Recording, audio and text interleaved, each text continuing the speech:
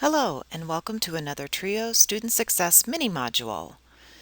This 6 Choices presentation was inspired by one of our STU 150 faculty members, Tina Luffman, and her work with the on-course book by Skip Downing.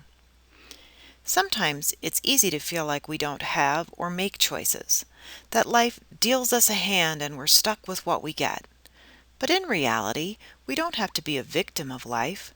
Our choices can make us a victor by giving us control, allowing us to see what things we can change, and ultimately having our best life. This simple tool is called Wise Choices, a process with 6 questions to help you make your best choices in decisions large and small. Life is filled with decisions. Sometimes they're as simple as what route to take to school or work or what to do on Saturday. Other times it involves our most important relationships in our lives and our careers. Large and small decisions can naturally cause some stress. Do you agonize over what choices to make when faced with difficult decisions? Do you not even recognize that you are making choices, but just float along with whatever happens? Do you delay decisions because of uncertainty and miss some good opportunities? Do you have a process to make decisions easier and less stressful? If not, read on. So, here are those 6 questions to make your decision-making process easier.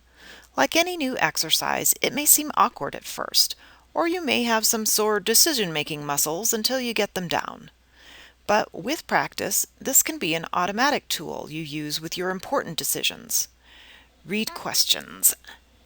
The first is, what is the current situation?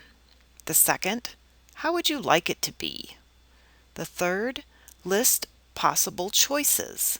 And then, fourth, list the likely outcomes for each option.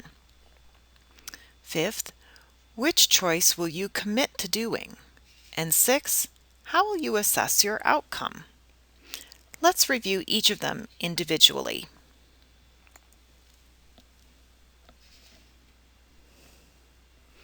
Here's some examples, and those will help us illustrate each question. We'll work through an example of a typical issue that students face so you can see the process in action and get some ideas. Here's a tip. As we're going through our example, put a piece of blank paper by you and you can work on a decision that you might be faced with as we work through this example. Just jot down some ideas. You can always pause the presentation if you want to work on your particular issue. You'll learn this and much more from the on-course book or the STU 150 class at Yavapai College. Please note that TRIO students also have additional resources such as the Veteran Student Success class and the SSS Blackboard group.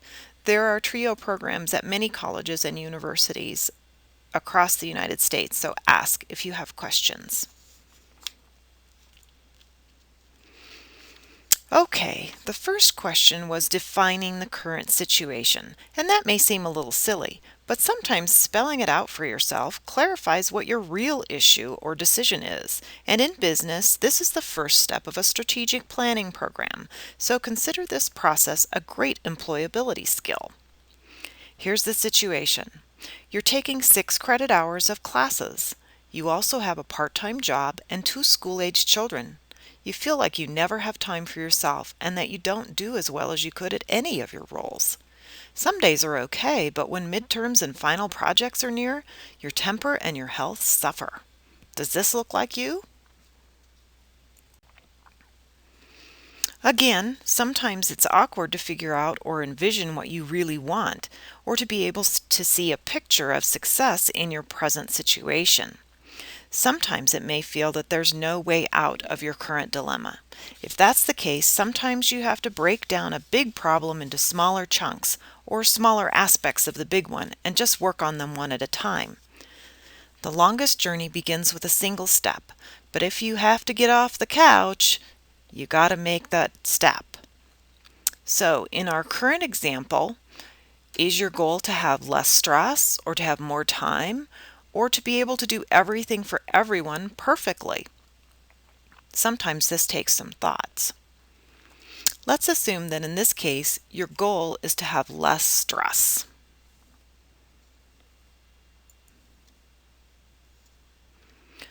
The third question is to list what your choices might be. And we're limiting this to 4 alternatives for a reason. You can go crazy listing all sorts of possible things, but let's limit it to 4. So the 4 choices here: you could quit your job, you could quit school, you could get some help, or you could manage time differently.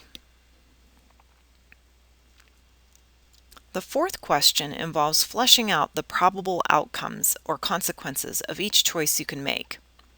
So under quit job, you might find that that'd be great, except for then you couldn't pay your bills, or you'd have more stress because of that, or it looks bad on your resume. And if you quit school, you might give up on a dream and your long-term financial security are at stake. You could also lose a lot of time toward your goals if you postpone school now. Under getting help, well, it might be embarrassing for you to ask someone for help, or it might take too long to find somebody else, but you also might model some good skills to your children by asking someone for help, and you need to take the effort and the time to find someone to help you. The last one is manage time, and that also might help in the long run to manage your time better. It's a good employability skill also. You might learn a new skill to teach your kids by example, and managing your time is something that you can do now.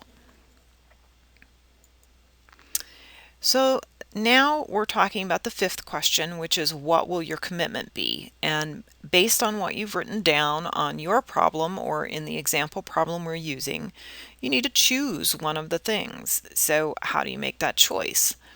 Based on the options in this example, there are 2 that look okay, the last 2. The first 2 seem to have too high of consequences. So your choice needs to depend on how urgent your need is, whether you need to do something immediately on your own or you can wait to find someone to help you, for example. Then you want to post your choice in writing. Somewhere you'll see it, like on your bathroom mirror or on the fridge, wherever you look regularly. You want to have that right in front of you. So in this example, let's assume that you've picked option number 4, which is time management. And the little sticky note over here on the right-hand side to audit and track time every 15 minutes, that's a technique of time management. My point here is that using visual reminders will really help you as you go through this. So then let's assess how we're going to measure success, the last step. The final step in the decision-making process is one people often forget, but it's like never knowing the rest of the story, or never getting a grade for a class you've worked really hard in, or not seeing the end of a mystery movie. So the last step is to plan how and when you'll assess the results from your decision. Without planning this in advance, you'll probably get busy and forget to pat yourself on the back for what you've accomplished, or to make an adjustment if things aren't turning out as well as you'd like. Depending on your problem, here are some possible measurements or timelines for our example problem.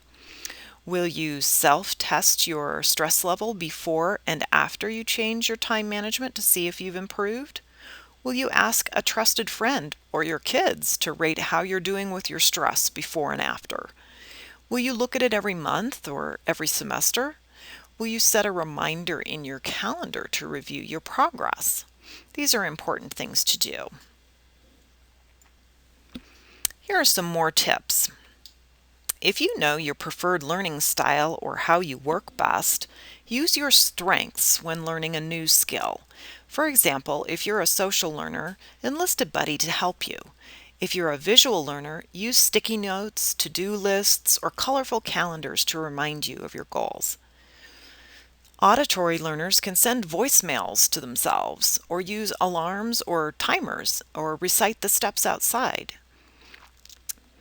Hands-on learners might try snapping a rubber band around their wrist or snapping your fingers to remember your goals or when you're getting off course. Another tip is to teach this decision-making process, the 6 questions, to someone else, because by teaching someone else, you learn it better yourself and you also spread that knowledge around a little bit. Remember that you're the captain of your ship, so you've got to take the wheel. You can't necessarily change the hand that life deals you, but you have 100% control over how you respond to the issue at hand and your attitude toward it. Lastly, here are some additional resources. Just in case stress reduction or time management are a concern for you, here's some additional resources, some YouTubes. Also, if you're a student here at Yavapai College, we do offer personal counseling for students through the advising office for students in 6 credit hours or more. And remember that no matter what your current issue is, you're not alone. So build your support network and ask for help. I hope you've enjoyed this presentation, and thank you for viewing.